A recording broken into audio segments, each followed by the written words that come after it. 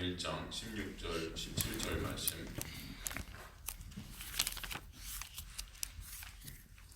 제가 봉독하도록 하겠습니다. 내가 복음을 부끄러워하지 아니하노니 이 복음은 모든 믿는 자에게 구원을 주시는 하나님의 능력이 됨이라. 먼저는 유대인에게요 그리고 헬라인에게로다. 복음에는 하나님의 의가 나타나서 믿음에 이르게 하나니 기록된 바 오직 의인은 믿음으로 말미암아 살리라 함과 같으니라. 아멘. 하나님 감사합니다. 오늘도 생명의 진리의 말씀을 통해서 생명 되시고 진리 되시고 길 되신 예수 그리스도의 십자가의 놀라운 은혜와 사랑을 저희들 보게 하시며 알게 하시며 그 보혈만을 의존케 되는 귀한 역사에 있는 저희 백성들의 삶 가운데 이들의 인생 가운데 있게 하여 주옵소서. 그리하여 예수의 놀라운 은혜로 살아가게 하시고 그 은혜만을 의존케 되는 귀한 주님의 백성들이 되게 하셔서 주님만 찬송케 하시며 주님께만 영광 올려드리는 삶 될 수 있도록 이끌어 주옵소서. 우리 힘과 노력 할 수 없는 길이오니 주님께서 역사하시고 이끌어 가실 것을 소망합니다. 주님 감사하며 오늘도 미천한 종 가리시고 주님만 드러나게 하여 주옵소서. 인도에 가실 것을 믿사오며 예수 그리스도의 이름으로 기도드리옵나이다. 아멘. 오늘은 이제 저번 시간에 우리가 복음이 왜 사도 바울은 이 복음을 왜 자랑했는지, 왜 이 세상은 복음을 부끄러워하는지, 그렇죠? 그래서 공부했어요. 왜냐하면 복음은 모든 믿는 자에게 구원을 주신 하나님의 능력이 된다. 어떤 의미가 거기에 있는지 또 우리가 공부했으면, 복음에는 뭐가 나타났다고요? 하나님의 의가 나타났다. 복음이 왜 하나님의 의가 나타나는가? 여러분 다 우리가 저번 시간에 공부했었죠. 오늘은 믿음으로 믿음에 이르게 한다는 말이 어떤 말인가 우리가 또 볼 것입니다. 믿음으로 믿음에 이르게 한다. 우리가 이거 다 살폈던 것인데 사실은 좀 더 명확하게 여러분과 정리하는 것입니다. 왜냐하면은 이 로마서 전체의 가장 중요한 주제가 바로 이 주제 말씀이 로마서 1장 16절 17절 말씀이기 때문에 사실 이것만 여러분이 잘 알아도 로마서 전체를 또 볼 수 있는 눈이 생기기 때문에 그대로 하는 거예요. 제가 이번 학기 신학교에서 계속 강의를 했었어요. 우리 전도사님들이죠, 전도사들 다 모아놓고 강의를 이렇게 했는데 정말 얼마 못했어요. 얼마 안 돼요. 여러분이 수요일날 듣는 게 신학교에서 한 학기 강의하는 것보다 3배 많은 것 같아요. 제가 진짜로 여기서 하는 거에 한 3분의 1도 강의 못하고 끝났어요. 이렇게 총회다 뭐다 빠지고요, 뭐에 빠지고 그 2시간 강의하는 게 기한가요? 어떻게 하나 질문들 계속 나오고. 그래서 신학생들이 교수님 로마서 강의를 갖다가 밖에서 해주세요. 그래서 지금 밖에서 할까요, 제가? 그래서 세미나 같이 한번 쫙 해달라고 그러더라고요. 그래서 시간이 되면 근데 그 시간은 언제 될지 모릅니다. 그렇기 때문에 시간이 되면이란 단서를 붙여놨습니다. 언제 될지 몰라요. 제가 이 말씀을 드리는 것은 여러분이 수요 예배 때 이 로마서 우리가 지금 살피지만 우리가 이거 벌써 3년간 로마서 살폈습니다. 여러분 이거 꼼꼼하게 살폈죠. 지금도 우리 청년들은 또 로마서를 저랑 또 같이 공부하고 있어요. 계속 주중에 화요일날 또 와서 공부하고 그 3시간 이렇게 하는데도 얼마나 이 말씀 하나하나가 주옥 같고 이 말씀 하나하나가 얼마나 감사한 말씀인지 이 청년들과 나누면서 또 저도 또 보고 또 공부하고 너무나 감사해요. 여러분 이 시간이 굉장히 귀한 시간인 줄 믿습니다. 우리가 돈을 안 내서 그렇지 이거 여러분 이 돈을 갖다 걷어야 되는데 사실은 한 타임에 한 100만 원씩 이렇게 하면 안 빠질 텐데 정변이 다 올 텐데 그런 가치보다 더한 거예요. 제가 돈을 안 매기는 것은 이것은 하나님께서 은혜로 선물로 우리에게 주신 것이기 때문에 안 매기지만 이게 제 힘과 제 노력으로 이것을 알았다면 제가 이거 팔아먹었을 거예요. 장사했을 거예요. 싹군 그죠? 근데 저도 하나님의 놀라운 은혜이고 여러분들도 하나님의 은혜고 이 자리 자체가 하나님의 은혜이기 때문에 사실은 우리가 그런 것들을 안 하지만 사실은 정말 감사한 시간이라고 저는 믿습니다. 그리고 정말 은혜의 시간을 믿기 때문에 여러분 오늘 하는 것들 다 아는 것일 수 있어요. 분명히 제가 생각하기로는 여러분이 이거 다 들으신 분들 로마서 강의를 쫙 들으신 분들은 오늘 말씀은 아마 기본적으로 다 생각나는 그런 말씀들일 것이에요. 그렇지만 그럼에도 다시 한번 짚으시고 그 가운데 하나님의 은혜가 얼마나 크고 놀지 매 순간순간 그 은혜가 얼마나 크고 놀라운지 깨닫는 저와 여러분이 되었으면 좋겠습니다. 저도 마찬가지예요. 제가 사실은 예비교회라는 것을 이제 신청을 해서 개척을 할 때만 로마서 강해를 그때 시작을 했어요. 그때 1로 5기 전까지 로마서 강해를 갖다 다 못 끝내고 왔는데 여기 와서 다 끝내게 된 게 얼마나 감사한지 몰라요. 그러면서 저도 스스로가 로마서를 참 많이 제가 그랬죠. 로마서 7장 8장만 제가 10년을 들여다봤습니다. 정말 10년을 공부를 했어요. 그것을.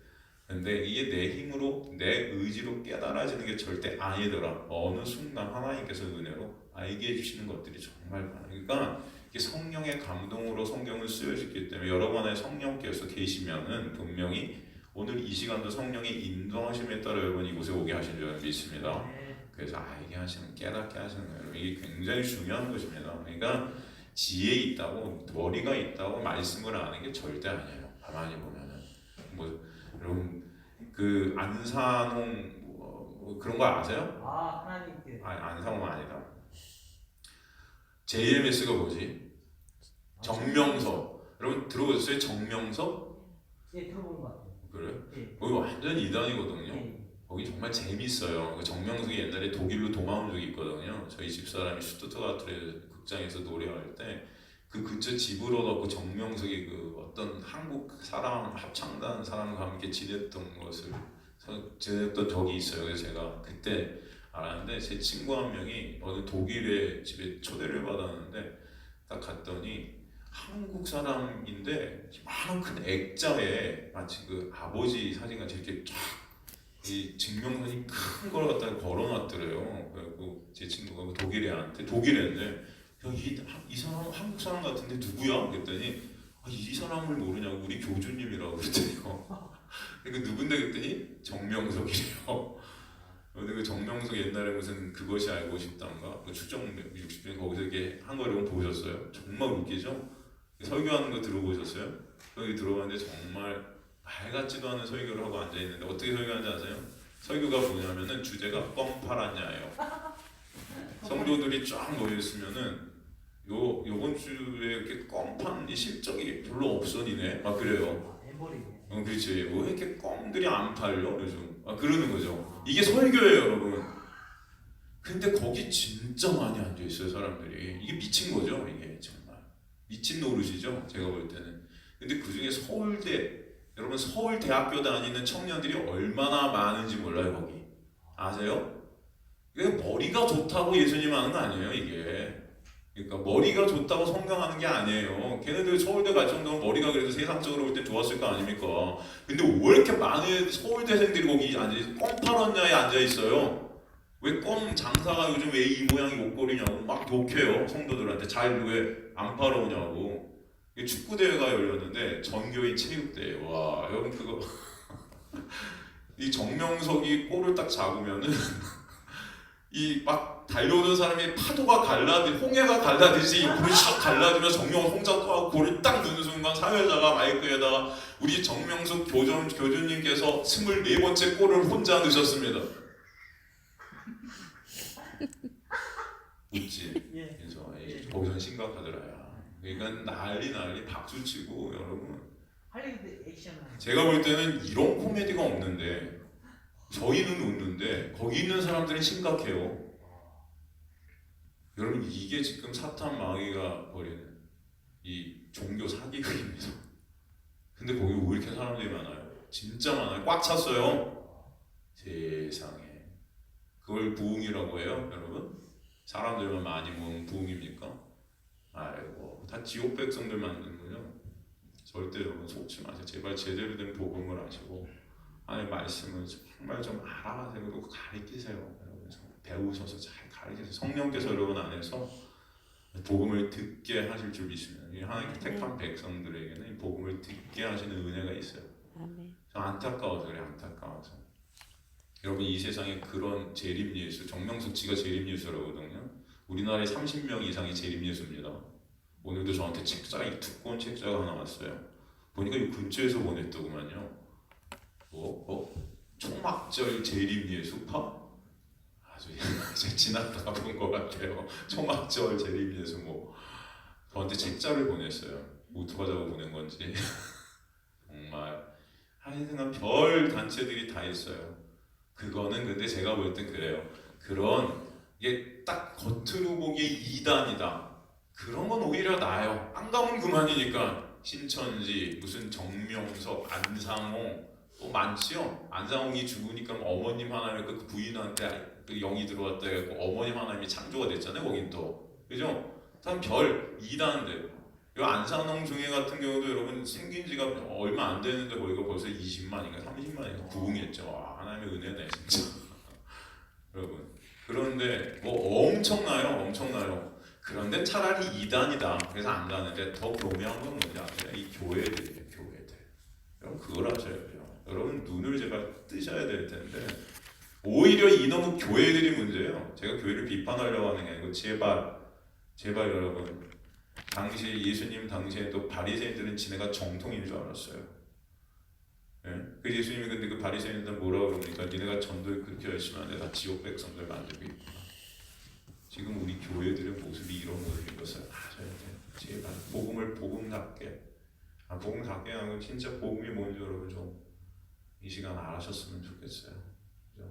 얼마나 많은지 몰라요. 이 주변에 우면도에도 많은 교회들이 있죠.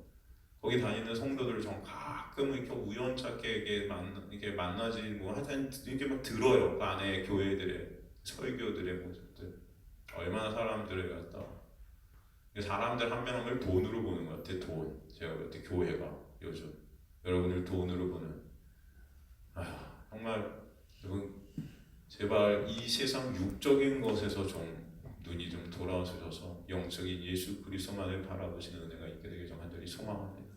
교회들이 그렇게 돼야 되는데 예수만 붙잡고 예수만 의존하고 예수만 바라보고 이거 아니고 그냥 이 땅에서 사는 것들이 그냥 다 묶여 있어갖고 예수 이용해 먹으려는 교회들이 더욱에 심각해서 더 교묘하고 혼합주의, 그죠? 제가 그런 말씀을 드렸었어요. 이건 저번 시간에 제가 한 거죠. 사도 바울은 분명히 다른 복음이 있다고 그랬어요. 다른 복음은 뭐냐? 제가 공식을 알려줬죠. 이것을 여러분 잊지 마세요. 다른 복음. 사도 바울이 갈라디아에서 다른 복음을 전하면 니네가 저주를 받을지어다 그랬단 말이에요. 거기서 저주를 받는다는 게 헬라어로 뭐냐면 니네가 지옥에 떨어질 것이다. 아주 심한 가장 극악무도한 욕을 한 거예요. 무슨 개새끼 소새끼 이거보다 더 심한 욕을 한 거예요. 사도 바울. 사실 사도 바울의 서신서 중에 그런 욕을 쓴 책이 없어요. 갈라디아서 저주를 받는다 말을 몇 번이나 썼는지 몰라요. 근데 그 저주를 받는 게 번역이 그게 굉장히 좀 저주를 받는 이게 원어로 보면 지옥에 니네 갈 거야 이거예요. 지옥에 떨어질 거야. 여러분 이거보다 더 심한 욕이 어디 있습니까? 이 지옥 갈로마 이거보다 더 심한 욕이 어디 있어요? 개새끼 소새끼 차라리 낫지. 그렇잖아요. 너 지옥 갈 거야 넌. 이렇게 썼어요. 그래서 다른 복음이 있다고 그러는 갈라디아에서. 이 다른 복음은 뭐냐? 예수 믿기. 예수 믿는 거 맞죠? 여기까지 여러분 다 아시죠? 예수 믿어야 돼요 안 믿어요? 믿어야 되죠. 근데 참 복음은요 여러분 이걸로 종교예요. 그걸 아셔야 돼요. 예수 그리스도께서 십자가에서 다 이루신 것 그거 믿는 것 그거를 사실 끝이어야 돼요. 근데 그게 인간한테 참 힘들어요. 그거만 여러분 제가 여러분한테 어제 제가 종강을 하면서 신학생들한테 그랬어요. 니네 우리 전도사님들 여기 다 있지만 가장 어려운 게 뭔지 아냐? 교회 나와서 아무것도 안 하고 정말 가슴속 깊은 곳에서 은혜에 대한 찬송과 감사가 터져나오는 아무것도 안 하는데 이 예배의 자리에서 말씀만으로 감사가 터져나오는 이게 제일 힘든 거라고 그랬어요. 차라리 교회 가고 뭐 하면 열심히 무충성을 보면 뭔가 이렇게 맡아서 하는 거 그게 진짜 쉬워. 동감하세요 여러분? 잘 생각하셔야 돼요. 네? 믿음이 뭔지 보셔야 돼요. 그게 제일 힘들어요. 인간 힘으로 안 돼요. 그래서 그러니까 그게 안 되니까 인간들이 자꾸 뭔가를 하려고 하는 거예요. 목사들이 그거 안 되는 걸 갖다가 아니까 자꾸 목사 사람들 만들고 교회 사람들 엮어버리려고 하나, 둘, 셋, 넷 순서 정해갖고 이거 해, 저거 해, 이거 해. 그러면 복 받을 거야. 뻥치고 있는 거야. 그럼 복은 이미 여러분이 떨어진 거예요. 그 떨어진 복 때문에 감사해서 뭔가 한다. 오케이. 근데 이건 믿음이 없으니까 그런 것들을 하면서 나는 믿는 자이냐. 자꾸 그런 마음. 스스로가 착각하죠. 그럼 진짜 부모, 자식 간에 관계가 좋죠? 그럼 가만히 있어도 행복한 거예요. 둘이 있으면. 무슨 말인지 이해가 되세요? 그게 안 되니까 뭔가 설레발을 쳐야 되는 거예요. 이게. 뭔가 해야 되고요. 안 하면 그냥 엄마 아빠한테 그냥 공부하는 척 해야 될 것 같고, 네? 부모는 뭔가 해줘야 될 것 같고 얘한테. 그런 마음 없으세요? 하나님과의 관계가 뭔지 잘 보셔야 돼요. 예수 믿기. 다른 복음이에요. 다른 복음 예수 믿기 더하기.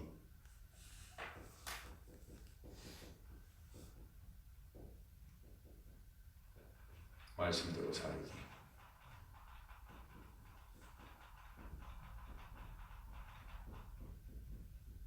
율법 지키기. 는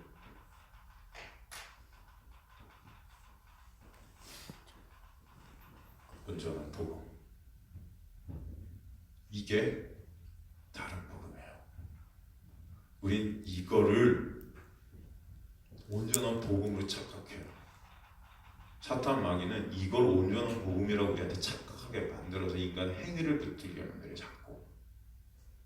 근데 진짜 복음은 이걸로 끝나요. 네? 여러분 잘 보이죠? 말씀대로 살아야죠. 목사님 왜 말씀대로 살기가 더해지면 이게 다른 복음입니까? 여러분은 말씀대로 못 살거든요. 근데 말씀대로 살라고 해요. 좋아요. 여러분 말씀대로 제발 사십시오. 저도 여러분이 말씀대로 살았으면 좋겠어요. 근데 못 사는 자들에게 말씀대로 살라고 하니 이 산 것을 갖고 자기 의로 삼는 종자들이 인간들이 돼요. 이 죄라는 것은 이 행함을 근거로 해서 자기 의를 쌓게끔 해요. 나는 행해도 의 안 쌓을게 라는 종자는 없어요. 인간은. 모든 인간은 죄 안에 묶여 있어서 자기 행위를 근거로 해서 자기 의를 반드시 쌓게 돼 있어요. 말씀대로 살지도 못하는 인간들한테 말씀대로 살라고 요구해요. 그리고 하나 정도, 2개 정도 지킬 수는 있을 거예요. 그것도 마음의 깊이 진짜 사랑해서 지키는 게 아니고 이렇게 해야 뭔가 안전해 보이니까. 예? 그리고 나머지 못 지키는데 지키는 척. 그리고 요 하나 2개 지킨 걸로 내 의의를 삼아요. 하나님 앞에 굉장히 떳떳해 보이려고 그렇게 다 하죠. 됩니까? 여러분 평생 신앙생활 했는데 솔직해져요. 솔직해.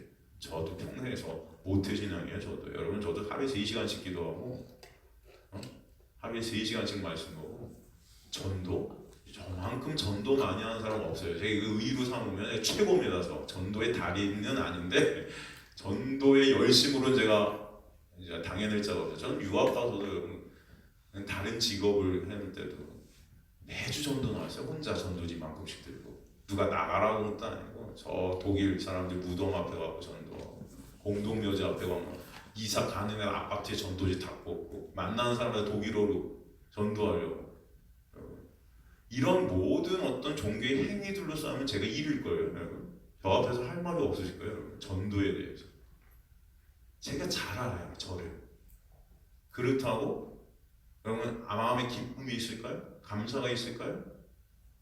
제가 저번 시간에 마지막 시간에 마틴 루이 존스가 목사님이 말한 그죠? 그 설교 전문을 갖다 마지막 설교 전문 한번 읽어드렸었죠. 정답이에요. 제가 볼 때 아주 좋은 말들을 했어요. 물론 진짜 그게 될까요? 예수님처럼 여러분 사십시오. 예수님처럼 사세요가 될까요, 여러분? 본받으세요. 예수님의 마음을 본받은 그 마음이 뭔지를 알아요. 여러분 삶이 예수님이 본받아질까요? 우리 삶이 어떻게 되는 게 겉으로 그러든 이 마음속까지 여전히 시기 질투하고 있고 여전히 수근수근대고 있고 여전히 남과 비교하고 있고 여전히 사랑하지 못하는 나의 모습들이 있어요, 없어요? 사랑해요, 진짜?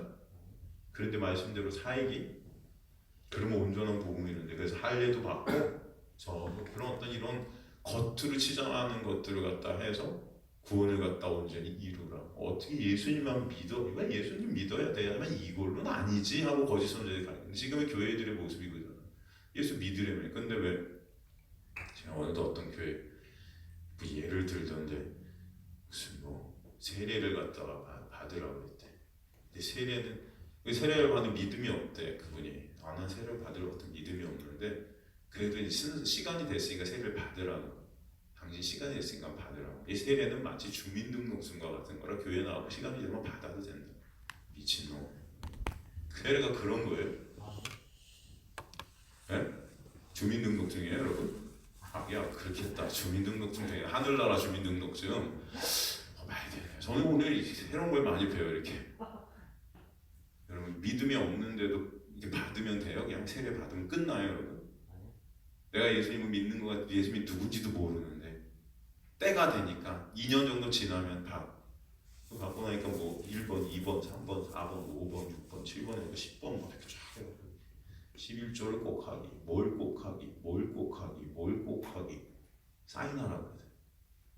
근데 이분이 이걸 보더니 못하겠더래. 너무 힘들어. 안 될 것 같더래. 솔직하는 분인가 봐요. 못하겠다고 해서 사인 못하겠다고 안 받겠다. 아예 그냥 주민등록증 같은 거니까 사인하라고. 이게 지금 교회예요. 여러분 이 근처에 있는 교회들의 모습이에요. 옛날에 이제 청년부 사역할 때도 어떤 청년이 목사님 저는 아직 예수님을 안 믿어요. 근데 세례를 받으랬는데 받지 마 그랬어요. 네 마음에 진짜 예수님을 사랑하고 예수님을 사랑해도 안 되는 나의 모습을 보지만 그렇지만 그 나를 위해 십자가에 달려 돌아가신 예수 그리스도의 십자가의 보혈이 정말 믿어지걸라. 그때 세례 받아. 하기는 그게 아직 안 믿어진대. 그냥 예수님 좀 알아가고 싶대. 하지 마. 그런데 그 당시에 어떤 목사가 예를 갖다 안 받은 게 여기 그 대빵했어요. 왜 그런 식으로 세례교회 늘리려고요, 여러분? 왜 그럽니까, 도대체? 다 이런 거예요, 이런 거. 이렇게 하고 이렇게 뭐 하면은 뭔가 세례 받으면 구원을 이룬 거 같고. 여러분 믿음이라는 건 그런 게 아니에요. 제발 여러분 말씀을 통해서 제대로 여러분 말씀을 보시는 주의 백성들 되셨으면 좋겠어요. 그렇지 않으면 이 교회가 점점 여러분 생명이 없어져요. 그죠? 그런 거 같지 않으세요? 지금의 현상은 큰 교회들, 대형 교회들도 다 무너져 내리고 있어요. 그럴 수밖에 없죠. 아주 감사해요 저는. 차라리 하나님께서는 그렇게 하셔서라도 복이 무엇인지 남은 7,000명 남은 자들에게 이것을 좀 알려주셨으면 좋겠다는 생각이 저는 간절합니다. 사실은 사람 숫자가 뭐 이렇게 중요해요. 진짜 한 명이라도 여러분 한 명이 여기에서 한 명이라도 여기 계신 우리 청년 한 명이라도 복음을 잘 깨닫는 은혜가 있게 되어서 그로 인해 또 진정 하나님께서 택하신 영혼들이 살아나는 은혜들이 있게 될 것을 믿습니다. 물론 저는 하나님께서 구원을 시작하셨고 이루시고 계시고 이루어가시는 것을 믿어요. 제가 여기서 이렇게 열 안 내고 하나님께서는 누굴 통해서든 하나님의 뜻을 이루어가실 것을 저는 믿습니다. 그렇지만 하나님께서 저를 여기 세우셨기에 열을 내는 거예요. 최선을 다해서. 그래서 여러분들도 최선을 다해서 열을 내셔서 복음을 잘 공부하시고 배우셔서 이것을 또 잘 전해서 주어 있는 아는 영혼들이 살려지는 그냥 도구들로 좀 쓰여졌으면 좋겠다. 이게 제 마음입니다. 예수께서 그래서 우리들 가운데 성령께서 역사에 가실 것을 믿습니다. 오늘도 그래서 그 믿음으로 믿음이라는 게 무엇인가 여러분이 잘 배우셔야 됩니다. 다 아시는 얘기지만 간단히 우리가 한번 나눠보도록 하겠습니다. 이런 창세기에 나오는 제일 처음의 단어가 뭐죠? 태초에. 이 태초라는 단어의 의미는 세상 밖이라는 거예요. 세상 밖. 세상 밖에는 어떤 나라가 있어요? 하늘나라가 있겠죠. 그죠? 세상을 역사한다면 하늘나라를 묵시라 해요. 제가 그래서 그러면 뭐 묵시 이런 말들을 많이 쓰는데 간단해요. 이 묵시는 세상 밖의 나라입니다. 이런 것들도 뭐 지식적인 것이 될 수 있지만 그래도 잘 알아두셨으면 좋겠어요. 세상은 역사라면 하늘나라는 묵시예요. 그러니까 묵시는 역사에서 볼 때는 감추어져 있어요. 감추어져 있어요.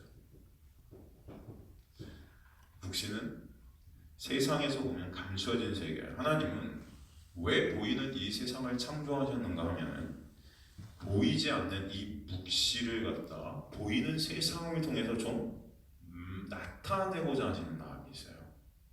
말씀고자 하시는 거죠. 그래서 묵시가 사실은 이 묵시 보이지 않는 그 하나님의 나라가 사실은 실상이고 역사라는 이 세계는 사실은 허상이라고 볼 수 있어요. 이해하십니까?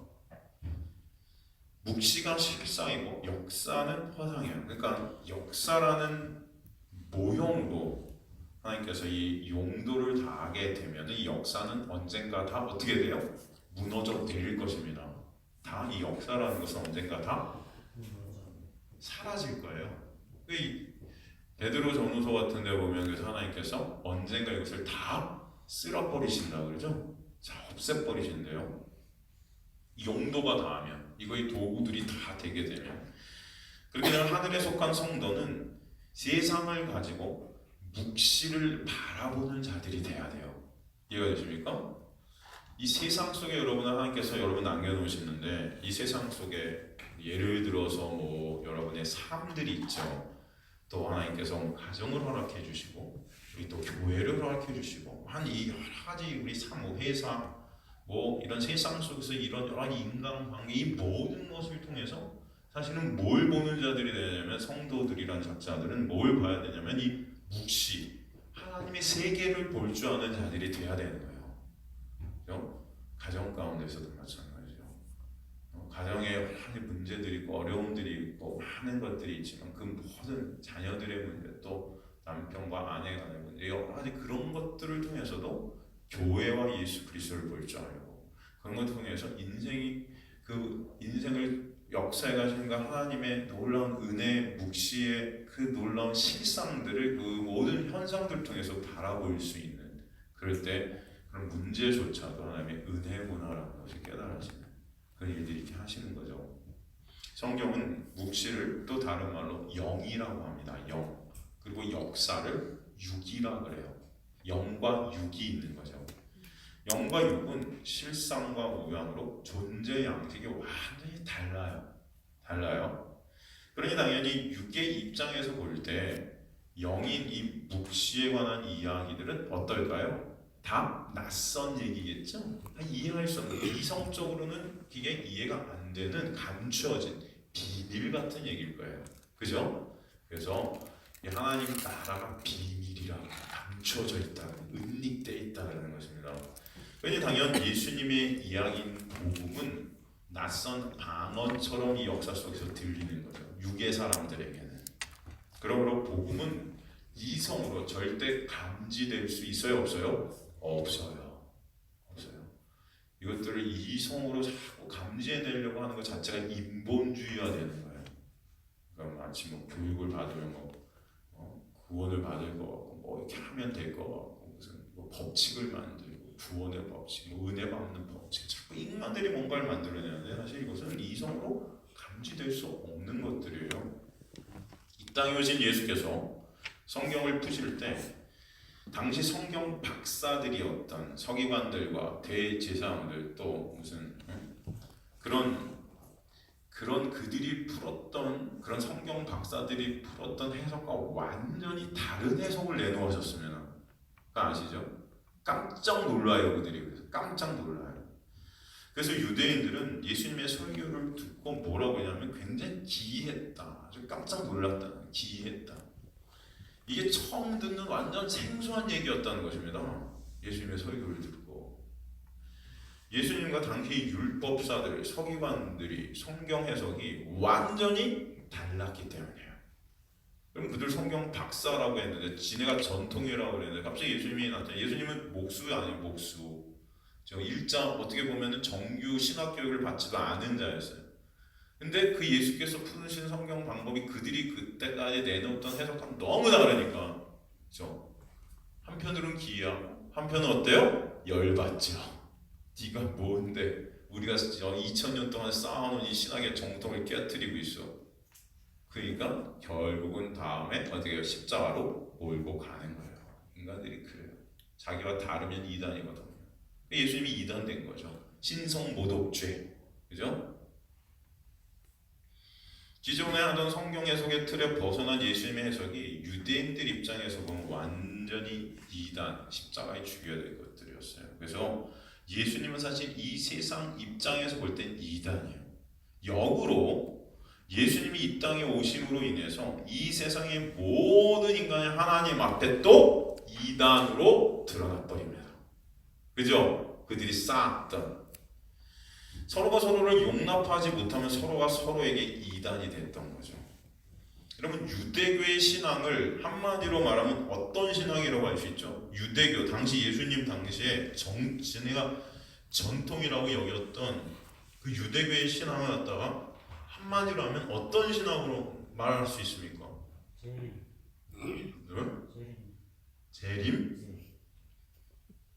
어느 근거로 해서 재림이 나왔어요, 진서가? 그 삼육대학교 그 재림, 그 유대교하고 관련이 있다고 가지고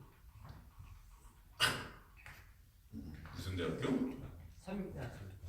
삼육대학교는 왜 나왔어? 그 동네에 제치람. 토요일 날은 예수고 일요일 날은 너 막 지금 여러 가지 짬뽕 시키고 있어. 여러분, 괜찮아. 당시 유대교의 신앙을 갖다 한마디로 정의하면은 율법 신앙이었어요. 율법 신앙. 당시 유대교 신앙, 율법 신앙. 율법 신앙은 뭘 근거로 하는 거죠? 인간의 행위가 근거하죠. 그렇죠? 율법 신앙은 인간의 행위가 근거로 되는 신앙이죠. 인간이 하나님의 말씀을 지킴으로 이게 의로워진다는 거죠. 그러니 율법 신앙은 인간의 행함으로 이걸 근거로 해서 성과 악을 나눠요. 하나님의 말씀대로 살면 천국 가고 말씀대로 못 살면 지옥 가는 거예요. 그죠? 한마디로 착하게 살면 천국 가고 못되게 살면 지옥 가는 거예요. 그죠? 이게 이제 이렇게 가는 거죠. 율법의 요구에 합당하게 행하면 선한 사람이에요. 의롭다 여기게 돼요. 하지만 율법의 요구에 반하는 행동을 하게 되면 어때요? 악하고 불의한 인간이 되죠. 그 당시 유대교가 추구했던 것입니다. 그래서 이들은 613가지 율법을 2000가지가 넘는 율법을 쪼개고 그것을 하나 지켜서 그것으로 자기들의 의, 거룩함을 막 바벨탑 쌓듯이 쌓았어요. 바벨탑 쌓듯이. 그래서 바벨탑을 이렇게 쌓고 하나님의 자리에 천천히 올라가는 거였죠. 그죠? 근데 예수께서 오셔서 그것을 허물어뜨리시는 거예요. 허물어뜨리시는 거예요. 예수께서 오셔서 그 행함을 완전히 뿌리채 부정하십니다. 너희가 쌓는 그 율법의 행위로는 의롭다함을 얻을 육체가 있다 없다? 없다. 니네는 율법 지켰다고 하지만 하나도 지키지 못한 자들이야. 율법은 지키라고 준 게 아니기 때문에 율법의 목적을 니네 상실해 버렸어. 율법은 죄를 깨닫게 하기 위해서 준 거야. 그러면 율법을 통해서 너희는 이 율법을 지키지 못하는 자가 나구나를 알아야 되는데 그렇지 않고 반대로, 그러니까 율법을 통해서 나는 죽은 자구나를 알아야 되는데 반대로 난 율법을 통해서 산 자구나를 갖다가 안 거예요. 이게 잘못됐다는 것입니다. 율법을 통해서 인간은 다 죽은 자임을 깨닫게 하기 위해서 그 죽은 자를 누가 살려주세요? 예수 그리스도의 십자가에 보혈이 부어져서 살려주시는 것. 그게 은혜인 것을 알려고 주신 건데 이것을 완전히 거꾸로 그들이 했던 것이죠. 그래서 인간에게서는 의가 나올 수 없다고 하자 그들이 열받은 것입니다. 예수님은 인간 자체를 죽은 자, 죄인으로 규정해 버리셨습니다. 그러니 인간이 쏟아내는 것은 다 죄이고 부패한 것이 나올 수밖에 없다는 거예요. 그러므로 인간의 눈에 인간이 착하고 의롭게 거룩하게 보일지라도 그건 인간의 눈에 보이는 것이지 하나님 눈에는 다 뭐예요? 아파, 흙, 아시포, 똥, 그죠? 그런 배설물로 보인다는 거예요. 사도 바울이 뭐예요? 예수님을 알고 난 후에 내가 쌓은 그 모든 것이 다 뭐래요? 배설물이 되잖아요. 예수를 만나고 보니까 그 빛 앞에 비춰진 나의 모습. 인간들이 볼 때는 굉장히 거룩하다 했어요. 사도 바울. 나는 율법의 완전한 자라고 했거든. 하나님 말씀 죽어라 지켰다는 것입니다. 그런데 예수님의 빛 앞에 내가 딱 비춰보니까 예수님 만나보니까 그 보상함, 그 영광 앞에 서니까 내가 배설물이었구나를 알게 하시는 거죠. 그래서 예수께서는 그 인간 자체를 부정해 버리셨습니다. 그러니까 여기서 유대인들이 발끈해요. 발끈. 네가 뭔데? 니까지 게 이렇게 열심히 거룩을 쌓은 하나님 말씀을 죽어라 시킨 우리들한테 네가 뭔데 우리들을 갖다 허물어뜨려? 그래서 네가 죽어 십자가에 죽인 거예요. 예수님은 유대인들이 알고 있던 것들을 깨버리십니다. 사실 그 유대인들은 지금의 누구죠? 저와 여러분이에요. 우리예요. 우리가 유대인이에요. 예수께서는 오셔서 인간들이 알고 있던 죄, 관, 인간들이 알고 있던 의의 관, 인간들이 알고 있는 생명과 죽음, 저주와 복, 관, 이런 것들을 전부 다 깨버리셔야 돼요. 여러분 근데 잘 생각해보세요. 지금 여러분들이 잡고 있는 그런 것들이 진정 예수가 말하는 것들인지 아니면 여전히 우리는 유대교가 말하는 것을 붙잡고 있는지. 제가 볼 때 지금의 교회는 당시 유대교랑 다를 바가 없는 교회들이 되어버렸어요. 그래서 예수님이 탁 깨뜨리셔서 새롭게 정의해 놓으신 것을 여전히 우리는 못 붙들고 예전에 유대인들이 붙들었던 것을 똑같이 답습하고 있다는 거죠. 그런 우리의 모습을 여러분이 직시하셔야 돼요. 인간들이 복이라고 여겼던 것이 복이 아니고 예수님은 저주를 하세요. 근데 여전히 우리는 그것을 복으로 삼으려고 해요. 예수께서 옛 언약을 폐하시고 새 언약을 세우셨어요. 유대인들은 옛 언약의 규칙 아래서 살아왔고 그 당시도 살았습니다. 그것이 바로 율법 신앙, 행위를 근거로 한 것이었죠. 그런데 예수께서 그 율법 신앙이었던 행위를 근거로 한 그것을 어디서? 십자가에서 다 끝내버리셨어요. 그러니 유대인들의 눈에 예수께서 하시는 것은 굉장히 반율법적으로 보이는 것입니다. 이해가 되세요? 그 예로 예수께서 어떤 예를 하셨죠? 그 당시에 유대교회에서 거의 우상처럼 섬기고 있었던 성전, 안식일, 율법, 이게 거의 그들에게는 생명과 같은 우상이었어요. 근데 일부러 예수께서 이 세 가지를 다 깨시죠. 그래서 사역 초기에 성전에 들어가셔서 성전을 다 뒤엎어버리신단 말이에요. 그래서 허물라 그러죠? 내가 3일 만에 세우리라. 이 성전이 뭐라는 거예요? 나라는 거예요. 이 건물이 성전이 아니고 내가 성전이야. 내가 죽었다 살아나야 그 안에서 거저온 일 없이 네가 성전 되는 거야. 그 얘기해 주시는 거예요. 그리고 또 안식일에 일부러 병자들을 고치죠? 그럼 당시에 안식일에 뭔가 하면 다 율법에 저쪽에서 죽어야 됩니다. 돌에 맞아 쳐 죽어야 돼요. 근데 일부러 이것들을 갖다가 안식일에 일을 하려고 그들의 뭐예요? 원한을 삽니다. 일부러 율법들을 다 깨시죠? 여러분 그 당시에 그들이 세워놓은 여러 율법들 중에 이방인다는 말도 하지 않아요. 창기와 세리라는 말도 섞으면 안 되는 예수님 그들과 식사하고 친구돼요. 사마리아 여인한테 가요. 여러 가지 그들이 볼 때는 완전히 말도 안 되는 짓들을 다 했습니다. 그들 눈에 볼 때는 아주 천박한 것이었어요. 이거는 말도 안 되는 일이었어요. 근데 예수께서 그것을 일부러 다 깨버리시는 거예요. 그러니까 오죽하면 그들이 가늠한 여인을 붙들어 예수님 앞에 세우고 모세의 율법에는 돌로 쳐 죽이라고 그러는데 율법을 걸고 나오잖아요. 행위를 붙들고 나오잖아요. 간음했어. 돌로 쳐 죽여야지. 또 어떡할래? 너는 그렇게 율법을 무시하고 깨는데 너 같으면 그럼 어떻게 해? 모세 율법에 죽이라고 돼 있어. 예수님이 뭐라고 그러세요? 죄 없는 자가 먼저 돌로 치라.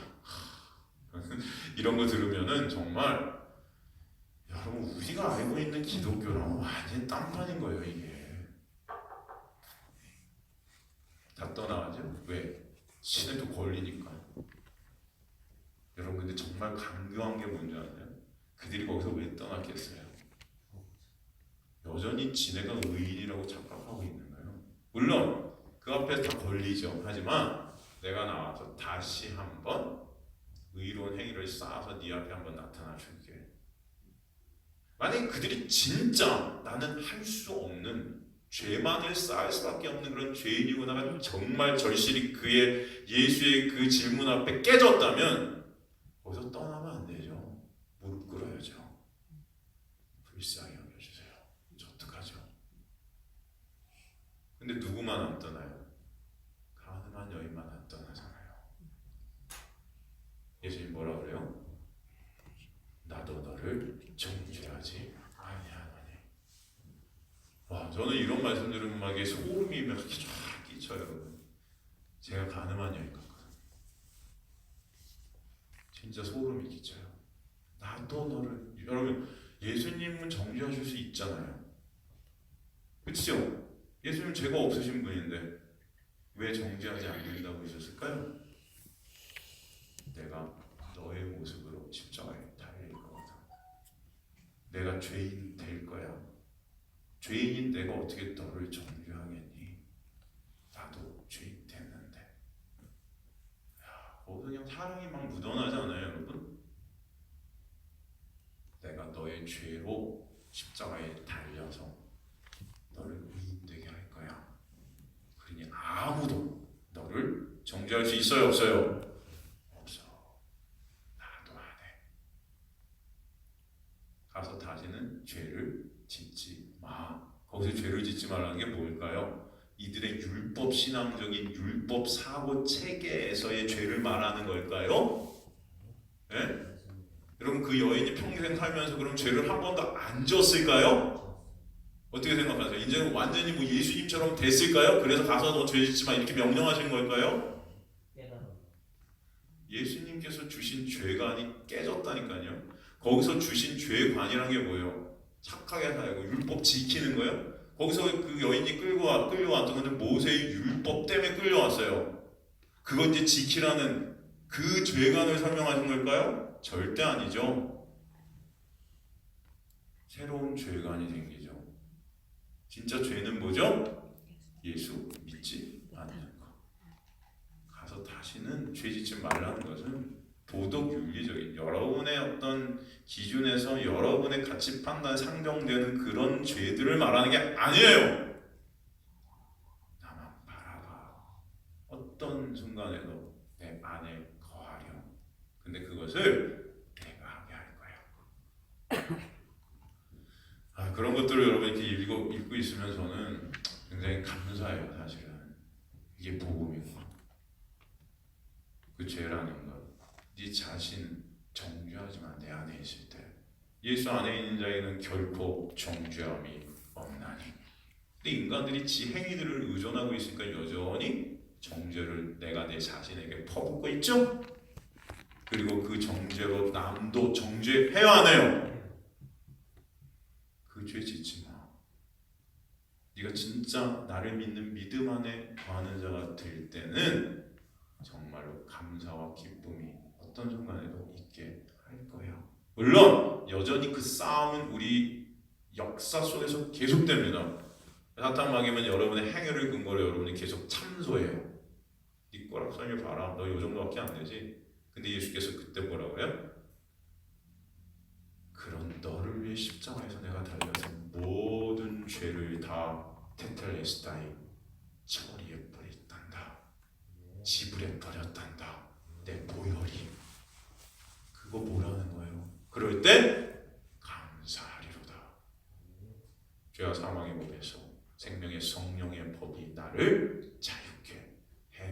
시켰노라.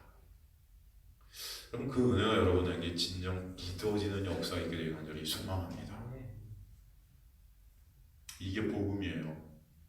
이게 안 믿어지니까 여전히 지금 우리 교회들은 다 유대교가 돼버리는 거죠. 이거 해라 저거 해라, 규칙들을 만들어 놓고 이것을 지켜야지 마치 기독교인 것 같은, 그죠? 그런 모습들이 없어요? 있잖아요. 복음이 아니에요, 여러분. 그런데 그런 규칙들을 정해놓고 1번, 2번, 3번 해갖고 여러분을 갖다 잘 지키게 하면 훨씬 더 교회는 경건해 보이고 세상 사람들의 눈에 볼 때는 아름다워 보일 수 있습니다. 여러분, 당시 고린도 교회보다 갈라디아 교회가 훨씬 더 경건해 보이고 좋아 보였어요. 왜? 고린도 교회는 문제들이 진짜 많았어요. 그런데도 사도 바울은 고린도 교회 서신서를 들으면서 한 번도 욕을 한 적이 없습니다. 오히려 형제들아, 그렇게 난리 치고 있는 그놈들을 보면서도 형제들아, 주님께서 오시는 그날 너희의 구원을 이루실 줄 나는 믿노라. 너희가 지금 요 모양 요 꼬락선으로 있지만 예수 그리스도의 십자가의 보혈이 너희를 덮고 있기 때문에 그것만을 믿는 믿음 안에서 모든 것은 하나님의 구원을 이루어가실 것을 나는 믿어, 뭐 이런 말이에요, 여러분. 근데 갈라디아 교회는 굉장히 경건했습니다. 이런 문제들이 없었어요. 겉으로 볼 때는 굉장히 깨끗해 보였어요. 그런데 이 저주받을 자들아, 얘가 다른 복음을 전하고 계시니, 여러분 이런 것들을 보셔야 된다는 거예요. 성경을 보시면서 도대체 왜 우리 눈에 보이는 것과 하나님 보시는 건 완전히 다르다는 것을 아셔야 돼요. 인간의 눈과 하나님의 눈은 다릅니다. 여러분, 우리 안에 성령께서 오시면 하나님의 눈으로 성경을 해석하게 해주실 줄 믿습니다. 그때 다시는 가서 죄를 짓지 말라는 의미가 뭔지 새롭게 해석해 주시는 거예요. 아, 그런 어떤 행위에 의한 율법 지킴의 죄, 안 지킴 이런 걸 말하는 게 아니고 예수를 믿지 않는가, 예수를 믿는가의 그 죄, 그죠? 주님께서는 율법을 허문 것이 아니라 사실은 율법을 완성시키시는 것이었어요. 여러분, 잘못된 것을 허무는 것은 옳은 일 아닙니까? 오히려 예수께서는 이 땅에 오셔서 잘못된 것들을 허물어뜨리시는 옳은 일을 하신 것이죠. 율법의 요구를 예수께서 온몸으로 다 받아내신 거예요. 그래서 율법을 십자가에서 예수 홀로 완성시키셨습니다. 그리고 그 안에서 믿음을 우리에게 선물로 주셔서 거저 은혜로 값없이 우리가 그 율법을 다 이룬 자가 되게 하셨어요. 그래서 기쁜 거예요. 우리가 한 게 있어요, 없어요? 없어요. 근데 인간들이 참 간사한 게 내가 한 게 없네요가 열받는 거예요. 이게 내가 좀 뭔가 해놔야 이게 자존심이 챙겨지거든요. 인간들이 할 줄도 모르면서, 여러분 할 수도 없으면서 내가 좀 해놓고 그 영광을 한번 같이 나눠갖자는 거면 하나님과, 이게 싫은 거예요? 자존심이 상하는 거예요? 예수께서 혼자 다 하셨다는 게.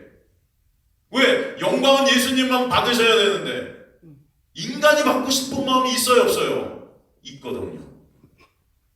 있잖아. 진서가, 그지? 너도 있지 뭐, 나도 있어. 다 있지 뭐, 우리. 이제 우리가 다 그래요. 예수께서 율법이 요구하는 바를 홀로 다 이루셨어요. 율법이 요구하는 바라는 건 뭐냐? 하나님 말씀대로 살지 못하면 다 죽는다. 그죠? 우린 다 죽어야 되죠. 그래서 예수께서 우리가 죽어야 될 우리 몸으로 다 죽으시죠. 여러분, 인간은 죄 가운데서 태어났기 때문에 죄 가운데 태어난 인간은 율법의 요구를 지켜낼 수가 없습니다. 다 죽어야 되는 거예요. 그래서 죽었다, 성경은 이렇게 완료했었다. 죽었다, 이미 죄와 원래 다 죽었다.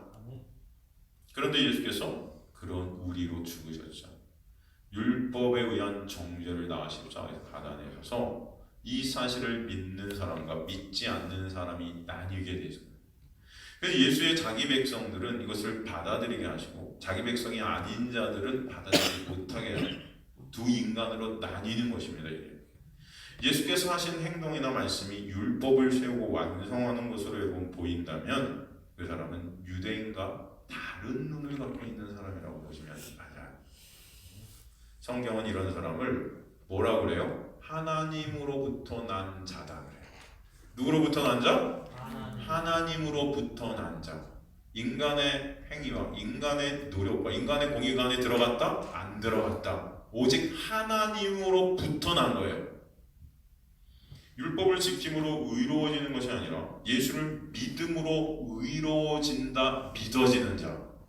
이것은 유대인들과 이제 다른 눈을 갖고 있는 자입니다. 그래서 예수께서는 너희와 저희로 갈라버리시는 거예요. 그래서 성경에 보면 너희가 나오고 저희가 나와요. 그죠? 너희는 뭐예요? 예수에 속한 자. 저희는 유대인에 속한 자, 유대교에 속한 자. 너희는 뭡니까? 천국의 비밀이 허락된 자. 저희는 뭐예요? 천국이 여전히 비밀로 남아있는 자. 이거에 대한 천국이 감춰져 있다 그래요. 너희는 누굽니까? 천국을 이제는 보는 자. 저희는 뭐예요? 여전히 천국이 뭔지를 모르는 자. 그런데 세례 요한은 예수님을 일컬어 뭐라고 했죠? 천국이라고 그랬어요. 세례 요한은 누구를 일컬어 천국이라고 그랬어요? 예수를. 그래서 세례 요한이 뭐라고 그래요? 유대인들에게 하나님의 나라가 가까이 왔느니라. 누구를 보고 하는 말입니까? 예수를 보고 한 말이었어요. 예수가 바로 하나님의 나라죠. 그래서 예수님을 천국으로 보는 자와 천국으로 보지 못하는 자들이 구분이 되는 거예요. 그래서 유대인들이 천국으로 예수님을 보지 못했기 때문에 십자가에 죽이는 것입니다. 보는 눈이 완전히 달라요. 눈이 다르니까 당연히 해석이 달라지겠죠. 그러니 당연히 거기서 분쟁이 일어나요. 예수님이 오심으로 영적 전쟁이 시작이 됩니다. 하나님께서 자기 백성들에게 다른 눈을 선물로 주세요. 영안을 열어주셨다 그러죠. 성도가 어떻게 이 눈을 갖게 되었는지가 사실 오는 본문에 믿음으로 믿음에 이르게 하나니 이 말씀이 우리에게 주는 본문의 내용이라고 할 수 있다는 거죠. 믿음으로 믿음에 이르게 한다. 두 믿음이 나와요. 믿음으로라는 믿음과 믿음에라는 믿음이 나옵니다. 두 믿음이 공존하죠. 이 믿음으로라는 믿음은요, 목적지를 향해 인도해가는 믿음입니다. 믿음으로라는 믿음이 뭐라고요? 목적지를 향해서 인도하는 믿음이에요. 능동적 믿음입니다. 앞에서 끌어주는 믿음입니다. 이해가 되시죠? 그 다음에 나오는 믿음에라는 믿음은 목적지에 정확히 도달하는 믿음이에요. 이것은 능동적 믿음이 아닌 수동적 믿음입니다. 능동적 믿음에 의해서 격발되어지는 수동적 믿음이에요. 이 믿음에라는 믿음은 뒤에서 끌려오는 믿음입니다. 그래서 믿음은 두 가지예요. 우리를 끌고 가는 믿음이 있고요, 끌려가는 믿음이 있어요. 직역을 하면은 이것을 어떻게 직역할 수 있냐면은 앞에서 끄는 믿음이 외부에서 주어지는 믿음이에요. 이것은 앞에서 끌고 있는 믿음, 외부에서 주어진 믿음. 다른 말로 외부에서 주어졌다는 것은 다른 말로 은혜라는 것입니다. 은혜라는 그 믿음이 우리를 믿음이라는 목적지에 이르게 한다가 직역이에요. 이해가 되십니까? 이 은혜라는 밖에서 주어진 앞에서 우리를 끌고 가는 그 은혜의 믿음이 우리 안에서 믿음이라는 것으로 우리를 목적지에 인도해 가요. 믿음이라는 목적지로 인도해 가요. 믿음이라는 목적지가 있어요, 여러분. 믿음이라는 목적지. 그럼 성경에서의 믿음은 구체적으로 무엇인가? 그러면 하나님은 성도에게 믿음을 선물로 주셨다 그래요. 그럼 믿음이라는 것은 굉장히 추상적인 어떤 그런 개념이 사실은 아니에요. 믿음은 실상이라고 그러죠. 믿음은 보이지 아니하는 것들의 실상이라 그러죠. 그러니까 실체라는 것이에요. 믿음이 뭔가 있다는 것입니다. 물건이라는 게 어떻게 보면 의인화시키면 이게 하나의 사람이라는 것입니다. 믿음이 그냥 어떤 그냥 눈에 보이지 않는 허상 이런 게 아니에요. 그냥 어떤 관념이 아니에요. 이 믿음은 그럼 실상인데 그 실상이라는 곳으로 우리를 갖다 잡아 끌고 간다는 거예요. 이 앞에서 믿음이라는 것이. 그 실상은 뭐죠? 바로 예수 그리스도. 그 실상으로 우리를 끌고 간다는 거예요. 예수 그리스도 앞으로. 뭐가? 은혜가. 그죠? 여러 가지로 해석이 될 수 있지만 이게 다 영적인 해석들을 보는 것입니다. 예수가 주와 그리스도이심을 믿게 하세요. 그래서 그 예수 그리스도의 십자가의 보혈을 붙잡게 하시는 그 실체를 보게 하시는 거죠. 이것을 선물로 받지 않으면 믿을 수가 없어요. 선물로 받으면 그 예수인 실체가 내 앞에 다 놓여지게 되는 것입니다. 나를 그 예수라는 십자가로 끌고 가는 거예요. 이 믿음이. 그래서 그 십자가에서 흐르시는 그 십자가의 놀라운 은혜의 공로, 그 보혈이 지금도 나에게 흐르고 있음을 알게 하시는 것입니다. 이게 믿어지게 하세요. 이 안에는 내 구원을 내가 이룰 수 없다는 전제 조건이 깔립니다. 그리고 내가 할 수 없으니 주님 불쌍히 여겨주세요 라는 간절함이 그 안에 터져 나오나요? 상한 마음, 저는 죄인입니다. 자기 부인이 깔리는 것입니다. 자기 부인. 인간의 무능력함과 불가능함이 여기 깔려요. 제가 할 것이 사실은 없는 존재가 많네요. 그러니 주님이 아니면 안 됩니다. 근데 그 주님이 다 하셨잖아요. 그러니 그게 너무나 감사한 거예요.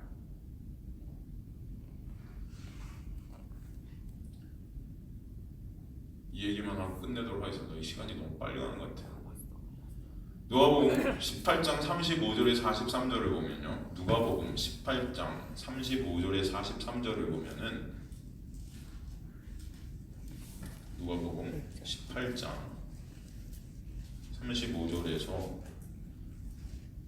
43절 보면 제가 한번 쭉 읽어드릴게요. 여리고에 가까이 갔을 때 한 맹인이 길가에 앉아 구하라고 우리가 지나가며 듣고 이 무슨 일이라고 물은데 그들이 나사렛 예수에 지나가신다니 맹인이 외쳐 이르되 다윗의 자손 예수여 나를 불쌍히 여기소서 하거늘 앞서가는 자들이 그를 꾸짖어 잠잠하라니 그가 더 크게 소리질러 다윗의 자손이여 나를 불쌍히 여기서 하느니라. 예수께서 머물러 서서 명하여 데려오라 하셨더니 그가 가까이 오매 물어 이르시되 네게 무엇을 하여 주기를 원하냐 이르시되 주여 보기를 원하나이다. 예수께서 그에게 이르시되 보라 내 믿음이 너를 구원하였느니라 하시며 곧 보게 되어 하나님께 영광을 돌리며 예수를 따르니 백성이 다 이를 보고 하나님을 찬양하니라. 여러분 예수께서 여리고성을 지나가시는데 사람들 틈에 있던 바디메어라는 안 못 보는 거지가 사람들한테 질문해요. 왜 이렇게 소란스러우냐? 그러니까 나사렛 예수가 지나가 이 말을 하죠. 근데 갑자기 소경이 지금 막 예수를 쫓아가면서 소리를 외칩니다. 뭐라고 외쳐요?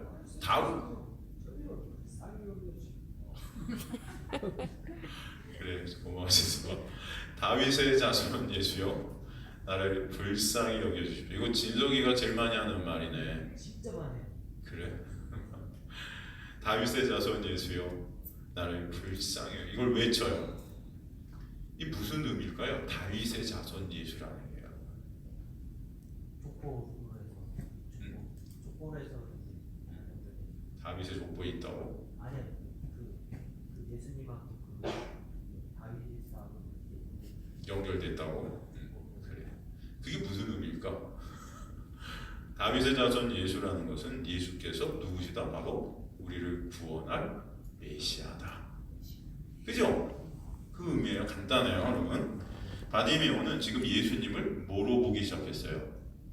메시아. 사람들은 누구 왜 이렇게 소란스러워 무슨 일 난 거야? 그러니까 나사렛 예수가 지나가. 여러분 그 당시에 나사렛은 여러분 어떤 동네였죠? 가장 천하디 천하 이방 동네. 사람들이 개만도 못한 취급을 받았던 그러니까 요한복음 2장에 보면 아니 나사렛에서 선한 것이 어떻게 날 수 있어? 하면서 반문하죠. 그럼 뭐예요? 나사렛에서 절대 선한 것이 나올 수가 없어. 그만큼 사람들은 나사렛이라는 동네를 천한 동네로 여겼죠. 무시했죠. 그러니까 지금 이 나사렛 예수라는 말 자체가 예수님을 육으로 볼 때 어떤 예수라는 거예요? 참 천하디 천한 그런 예수인데 어쩌다 이렇게 된 것 같아. 뭐 이런 어떤 비아냥과 조롱이 섞여 있는 거죠. 그런데 그런 소리를 바디메오가 딱 들었는데 그 입에서 터져 나간 것은 나사렛 예수여가 아니고 다윗의 자손 예수여가 터져 나오는 거예요, 여러분. 이게 놀라운 영적 의미가 여기 담겨 있는 것입니다. 여러분, 소경에게 있어서 1차적인 구원이라는 것은 눈을 뜨는 거겠죠? 하지만 눈을 뜬다는 것 자체가 예수께서 무엇을 우리에게 말씀해 주시나 바로 영적인 눈을 뜨게 되는 구원을 설명해 주시는 거예요. 하나님께서 여러분에게 믿음을 선물로 주셔서 예수 그리스도를 믿는 믿음 안에 거하게 될 때 여러분의 눈이 뜨여야. 그래서 이 말씀을 육적인 것으로 보는 자들이 아니고 이제는 말씀을 영적인 것으로 보는 자들이 된다는 것입니다. 이게 구원의 역사임을 하시기 간절히 소망합니다. 그래서 지금 눈을 뜬다는 것은 바로 바디메오가 예수님을 자신의 눈을 뜨게 하는 메시아로 봤다는 것은 이 구원의 역사를 누가 일으키신다? 예수 그리스도만이 일으켜내신다는 것을 믿게 된 거예요. 구원이라는 것 자체가 어둠에서 빛으로 나오는 것임을 아시기 바랍니다. 그죠? 소경이 예수를 알아보는 것이 소경의 실력이었을까요? 아니죠.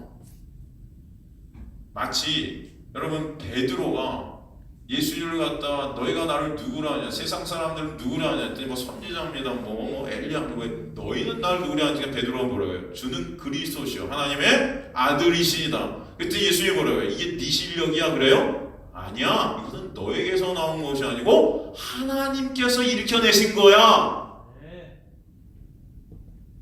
여러분, 우리는 그런 실력이 있는 자들이 아니라는 거예요. 왜? 죄어물로 눈이 가려졌기 때문에. 그런데 그런 자들 중에 하나님의 놀라운 은혜가 임해서 눈을 뜨게 하시는 은혜가 있게 하시고 고백케 하시는 은혜가 있게 하신다는 것입니다.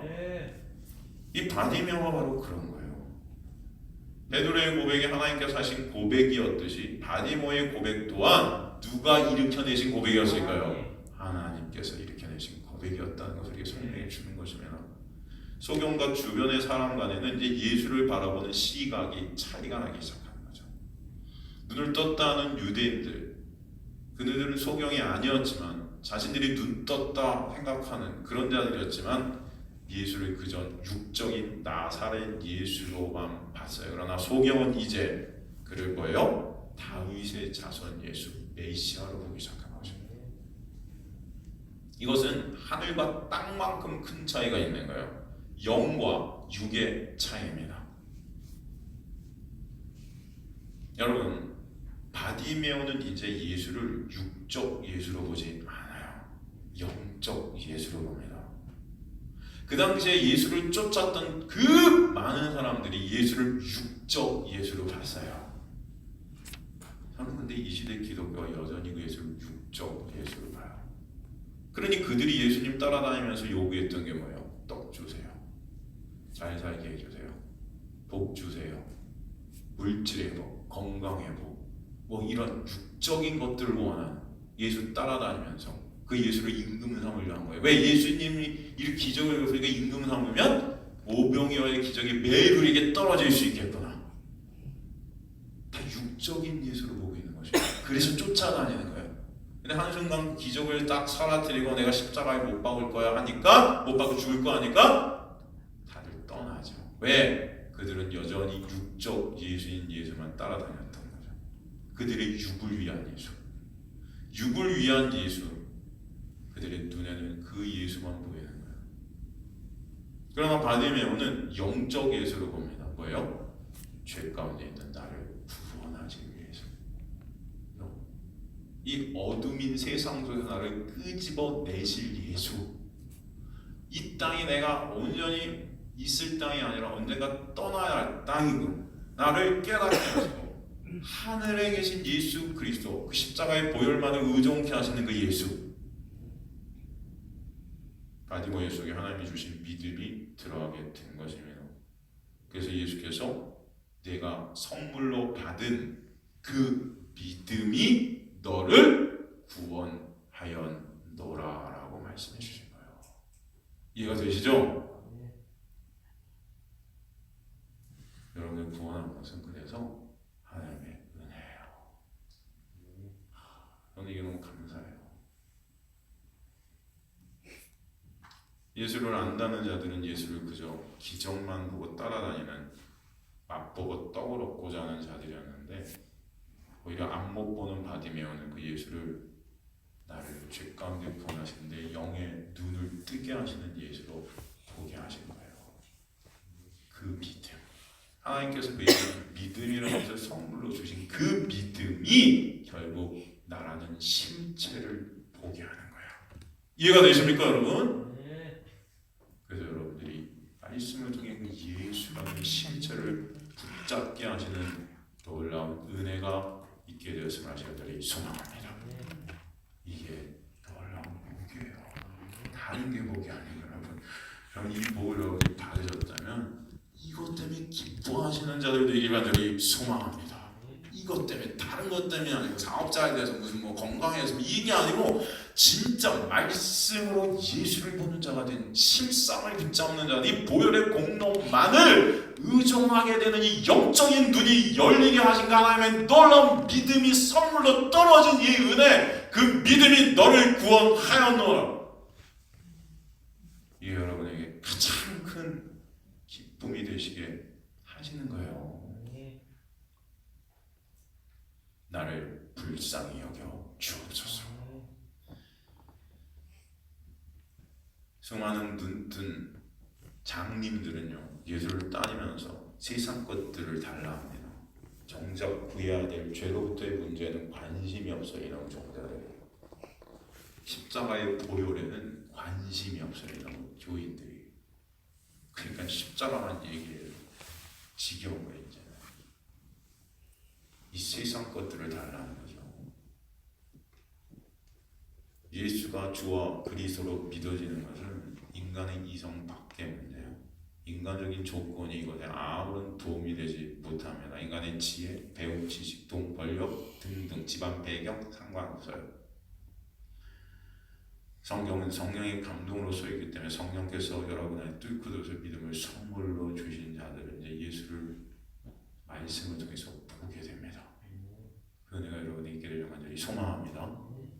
그럴 때 이 예수만이 나의 가치 되게 하시고 십자가의 보혈만이 내가 붙잡아야 될 최의 종권이 되게 하고 최고의 것이 되게 하시고 전부가 되게 하실 줄 믿습니다. 전부가. 말씀을 통해 내가 해야 할 행위들을 순서를 매겨놓고 하는 자들이 아니라 모든 내가 해야 될 것들을 예수께서 십자가에 다 이루신 것이 믿어지는 자가 되게 하시는 거예요. 그래서 그 믿음 안에서 감사와 기쁨으로 살게 하시는 거예요. 여전히 영적 싸움들이 있죠. 힘들 때도 눈물 날 때도 있습니다. 왜? 세상은 여전히 나를 율법으로 올가매고 있기 때문에. 그러나 그런 영적 싸움 중에서도 이제는 내가 붙잡아야 될 분이 누구인지를 깨닫게 되는 은혜가 있어서 그 최종 목적지로 여러분의 힘으로 가는 것이잖아요. 이제는 은혜가 끌고 간다는 것을 조금씩 체험하면서 그 은혜의 자리로 나아가게 될 때 거기서 진짜 마음속 기쁨, 것에서 터져나오는 감사와 기쁨이 있게 하시는 거예요. 여러분, 그 은혜가 있는 것이 기독교입니다. 이 기독교가 변질이 되어 다 인간의 행위로 이것들을 이루어가려고 하는 거예요. 인간 행위로 하나님의 복을 여전히 끌어내려고. 복을 이미 받은 자들은 그것을 누리는 자들이 되게 하실 줄 믿습니다. 그죠? 복인 거예요. 이게 선물인 거예요. 그래서 믿음을 관념이라 추상이라 하지 않고 실상이라 하는 것이에요.